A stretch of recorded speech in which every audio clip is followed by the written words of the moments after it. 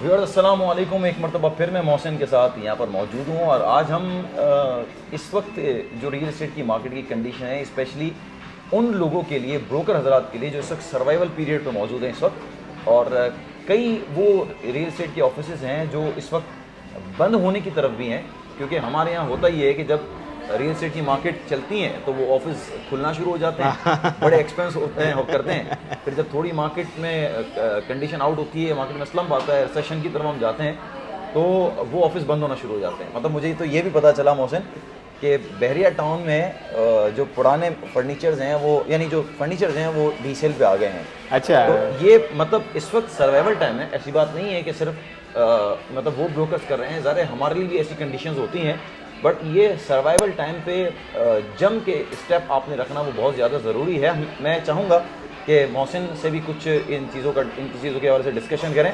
मोहसिन, ये survival time है, ठीक है, हर ब्रोकर किसी ना किसी तरह फंसा हुआ है। वो कह रहा है डील नहीं हो रही, यानी अगर डील होती है तो अपने आप को आसमान पे बादशाह समझता है, यानी बड़े खर्चे लेके चलता है। अगर डील नहीं होती है तो मतलब आप ये समझ लो कि आपके जेब में इस वक्त मैकडॉनल्ड्स के पैसे, कौन खिलाने के पैसे नहीं होंगे। वो अच्छा। आपने फर्नीचर की बात की ना, तो मुझे उससे ये हो गया कि आजकल शादियों के सीजन चल रहे हैं, तो वहाँ पे ये फर्नीचर काम आ सकता है। अगर नहीं आप तो ऑफिस का फर्नीचर क्या करेंगे आप? दे देंगे, घर पे ऑफिस बना लेंगे। अच्छा अच्छा, ये चलो वो एक अलग बात हो गई, एक तरफ हम निकल गए। क्या आप यहाँ से ब्रोकर को के लिए कोई ऐसा एक प्रोडक्टिव पॉइंट बताएं कि जो उनके लिए इस सर्वाइवल टाइम में उनको स्ट्रेंथ दे? देखें, अब एक हर चीज़ का एक प्रोफेशन होता है कि अगर हमारा एक प्रोफेशन है कि हम रियल एस्टेट कंसल्टेंट्स हैं, ठीक है, तो ये हमारा एक करियर है, ठीक है। देखिए, दो तरह के लोग होते हैं, ठीक है। एक जो होते हैं, सॉरी टू से मैं ऐसा वर्ड कह रहा हूँ लेकिन बरसाती, ठीक है, कि मतलब मार्केट तेज़ होती है तो हम उसमें एंटर हो जाएंगे, हम ऑफिस ले लेंगे और फिर हम उस तेज़ी में काम करेंगे और फिर हम वहाँ पे पैसे निकल के, जब मार्केट में मंदी होगी तो हम निकल जाएंगे। देखें, ये भी आपका एक, हमारा एक वो है, करियर है, हम इसमें करियर बना रहे हैं, हम लोगों को गाइड करते हैं, ठीक है। हम हर चीज़ ये नहीं कि जाहिर सी बात है we are doing the business, तो हम अपना काम भी करेंगे, लाजमी सी बात है, लेकिन हमारी जो असल मोटिव है वो क्लाइंट को फैसिलिटेट करना है, ठीक है, उनको बेसिकली ज़्यादा से ज़्यादा फ़ायदा हो, ये हमारी अप्रोच होनी चाहिए। कितने क्लाइंट्स कहते हैं कि हमें कोई ऐसी चीज़ दिलाओ कि मार्केट से 10-15 लाख रुपए कम में मिले। कैसे मिलेगी? पहले उसमें तो हम हाथ डाल लेते हैं, ठीक है, बाद में जाके जब चीज़ 15 लाख अप्रिशिएट कर जाती है तो हम एंड यूज़र को दे देते हैं, ठीक है। तो आपने देखना होता है, आपने बेसिकली हर चीज़ का एक वो होता है, ग्राफ होता है कि आपने पता होता है कि यार यहाँ पे मेरा रेजिस्टेंस लेवल था कि 6D में, डीएचए के सेक्टर मार्केट में 6D 60 से नीचे रेट नहीं गया था, तो यहाँ से रेट अप्रिशिएट हुआ था, ठीक है। अब आपको पता है कि 60 से नीचे रेट चला गया 200 गज का और वो 55 पे आ गया, तो मज़ीद 53 पे भी आ सकता है, क्योंकि एक रेजिस्टेंस लेवल होता है हर चीज़ का, डिमांड सप्लाई का एक रूल है। तो वहाँ पे अगर आप करते हैं तो वहाँ आपको खुद एक होनी चाहिए, एक आपको इतना शार्प होना चाहिए कि आपको कहना चाहिए कि हाँ 53 में मेरी बाइंग बनती है। अब बात ब्रोकर्स की ये है कि वो फिर माल पहनाने की करते हैं। यार ये मैंने एक सेशन भी किया था जीएफएस बिल्डर्स एंड डेवलपर्स के ऑफिस में, और मैंने ये बात कही थी कि जब भी आप देखिए प्रॉपर्टी का काम करें ना, मैं आपको भी मशवरा दे रहा हूँ, अगर आप मुझे फॉलो करते हैं, मेरी बात को समझते हैं, तो मैं आपको यह मशवरा देता हूँ, कभी भी रियल इस्टेट का काम करें तो ज़ातियात पे नहीं सोचिएगा। मतलब ये नहीं सोचिएगा कि ये प्लॉट मैं पहना दूँ। देखें, बेचना, प्लॉट को सेल करना, किसी को परचेस करवाना वो एक अलग बात है, लेकिन किसी को पहनाना वो अलग बात है। यानी कई वो रियल इस्टेट की सोसाइटीज़ हैं, Bahria town, DHA city Karachi, scheme 33, ASXYZ, कोई इफेक्टेड प्लॉट्स होते हैं, यानी ब्रोकर्स अपना माल बेचने के लिए वो पहनाते हैं। एग्जैक्टली, ऐसा नहीं होना चाहिए। मतलब आप अगर ये देखें कि आप ज़ाती तौर पर खुद उस जगह पर खड़े होते हैं तो आप दिलवाते, तो सेल्फ सेटिस्फेक्शन आपकी कितनी है। फिर इसके अलावा आज की अगर मार्केट में कोई आपके पास सेलर आता है, बोलता है क्या करूँ मैं, इसको बेचूँ या नहीं बेचूँ, या परचेज़र भी आता है, तो आपने मशवरा उसी अकॉर्डिंग देना है। ये सोच के नहीं देना कि यार मार्केट आज स्लो है, चलो यार उसको मैं ट्रांजिशन की तरफ लेके जाऊँ और मेरा कमीशन बन जाए।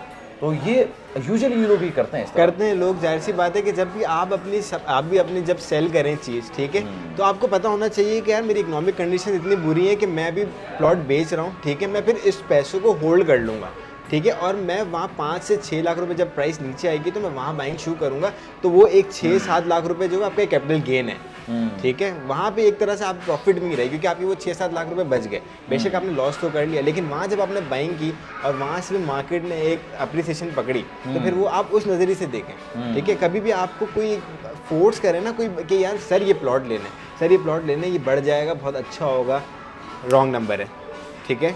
वहाँ आपने ये करना है कि नहीं तो सही बात भी तो कह सकता है ना सही वो। बात कह सकते हैं, लेकिन उसके साथ पूरी एक ऑथेंटिसिटी होनी चाहिए।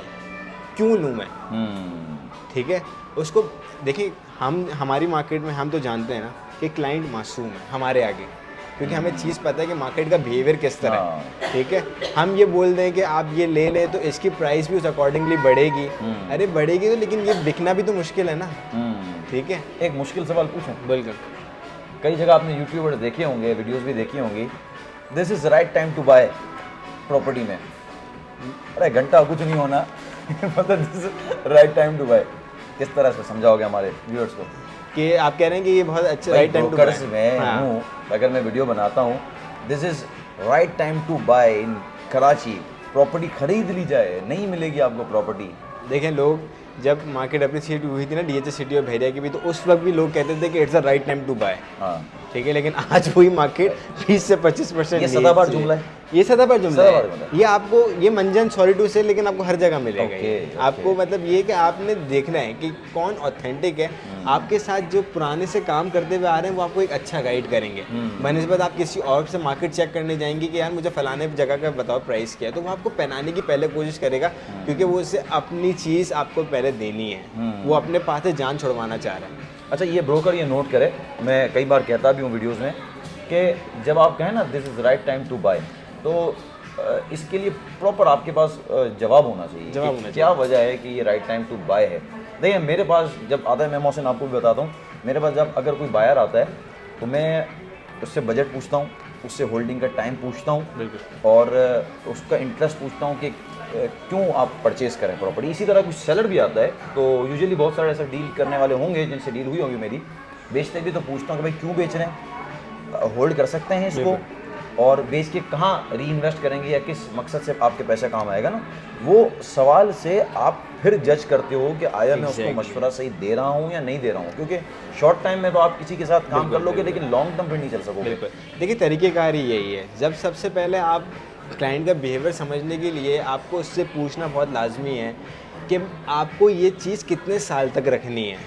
क्योंकि देखिए, आप जो कुछ भी कह लें, मार्केट नीचे है ऊपर है जो भी कह लें, लेकिन हमेशा लॉन्ग टर्म्स की जीत है। चाहे आप स्टॉक्स ले लें, ठीक है, चाहे म्यूचुअल फंड्स ले लें या रियल एस्टेट ले लें, यहाँ पे हर किसी की जीत उसकी जिसके पास होल्डिंग पावर है। जिनके पास होल्डिंग पावर नहीं, वो कहते हैं मैं 6 महीने में 10 लाख रुपए कमा लूँगा। अगर इस सोच से आप प्लॉट लेंगे तो जाहिर सी बात है खसारे में ज़्यादा जाने के चांसेस हैं, क्योंकि आप उस सूरत में आप ऊपर प्राइस पे प्लॉट ले लेंगे जब मार्केट ऊपर जा चुकी है। अब जब उसके नीचे आने का वक्त है, उस वक्त आपने बाइंग की है, तो वहाँ आप फंस सकते हैं। अच्छा, अगर कोई बोलता है आज के वक्त में ब्रोकर, जैसे आपने मार्केट में भी देखा होगा, यार वक्त ही नहीं गुजरता, काम ही नहीं है, काम कराओ तो बासित भाई, मोहसिन भाई काम कराओ, जैसे बोलते हैं आपको। बिल्कुल। तो ऐसे वक्त में जब उनका वक्त ही नहीं गुजर रहा, क्या करना चाहिए उनको? बासित भाई, मैं तो कहता हूँ कि वक्त गुजारने के लिए सबसे एक इम्पॉर्टेंट चीज़ है, एक रियल एस्टेट कंसल्टेंट के पास नॉलेज बेतहाशा होनी चाहिए, ठीक है। हमारे पास बहुत सारे रिसोर्सेज हैं जहाँ हम रियल एस्टेट के हवाले से ही बहुत सारी चीज़ें कलेक्ट कर सकते हैं, ठीक है। वक्त को ज़ाया ना जाने दें, ठीक है। ये वक्त है ना, जब मार्केट तेज़ होगी और जब आपके पास क्लाइंट लगेगा ना, तब आपके पास ये पढ़ने की चीज़ें नहीं होंगी, आपको फिर क्लाइंट को बताने की चीज़ें नहीं होंगी कि यार मार्केट कहाँ जा रही है, हम कहाँ पे खड़े हुए हैं, हमारी इकोनॉमिक कंडीशंस क्या हैं, तो हमें नहीं पता होगा ये।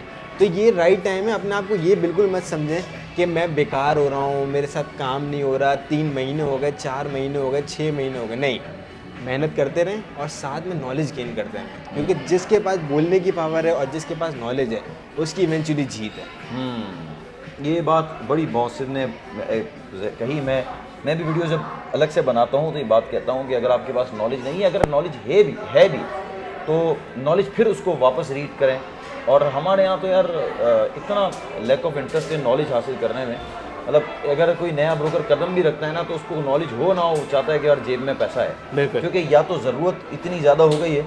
और मैं कई बार कहता हूँ कि हमेशा अपनी ख्वाहिशात को अपनी ज़रूरत के ऊपर हावी नहीं करना। जब आपने ख्वाहिशात को अपनी ज़रूरत के ऊपर हावी कर दिया ना, तो आप ज़िंदगी में कभी कामयाब नहीं हो सकते।